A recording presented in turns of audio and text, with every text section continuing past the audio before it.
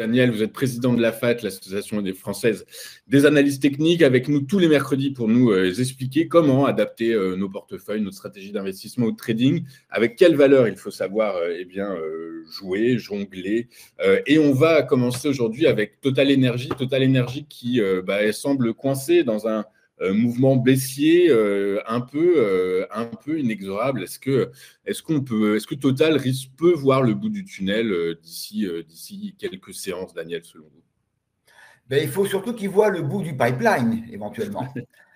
Bon, c'était facile. Hein. Bon, non, plus sérieusement, donc on a eu une tendance haussière qui, au printemps, à l'été dernier, qui nous a amené jusqu'à la belle résistance, qui était un sommet historique à 64,02 €. Et là, suite à ce sommet, on a une bougie rouge absolument superbe pour un analyste technique qui s'appelle une englobante et qui a beaucoup englobé et qui a lancé l'actif à l'intérieur d'un canal baissier dans lequel elle se trouve actuellement.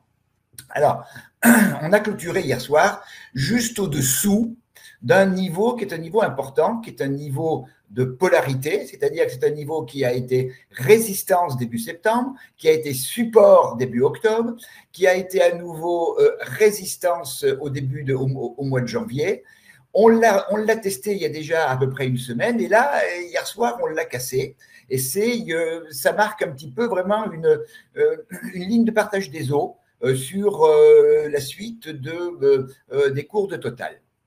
Alors, donc ce niveau de 58,71 pour être précis, donc lui, il se trouve donc sur le chemin de la baisse. On est venu tester il y a encore il y a une dizaine de jours une zone qui est une zone de résistance entre 60,40 € et 61,06 €, qui correspond effectivement à un niveau de résistance au niveau des cours. C'est là qu'est passé à ce moment-là la borne haute du canal.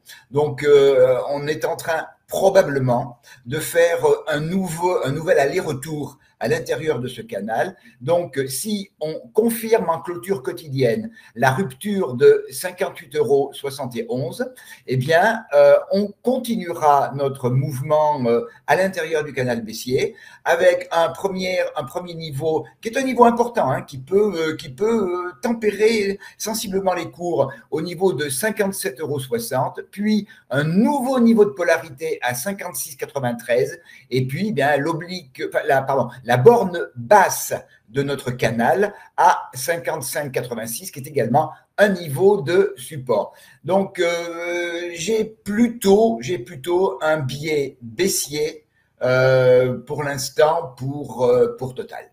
Oui, Total, dont on s'aperçoit que le cours de l'action est totalement corrélé à l'évolution du baril de pétrole, puisque si on superpose les deux graphiques, celui du Brent et celui de Total, on voit qu'effectivement les mouvements, avec un léger décalage, mais les mouvements sont quasiment identiques.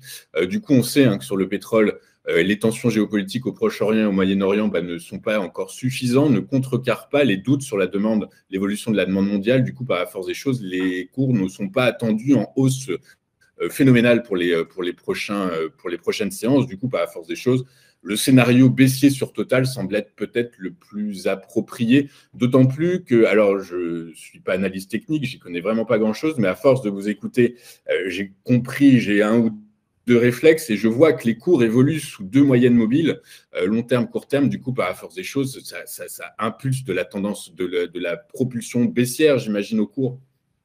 Et puis, il y a aussi un peu ce phénomène sur du moyen long terme qui est, il n'y a pas des perspectives de croissance mis à part aux États-Unis. Pour le reste, les perspectives de croissance mondiale ne sont pas extraordinaires.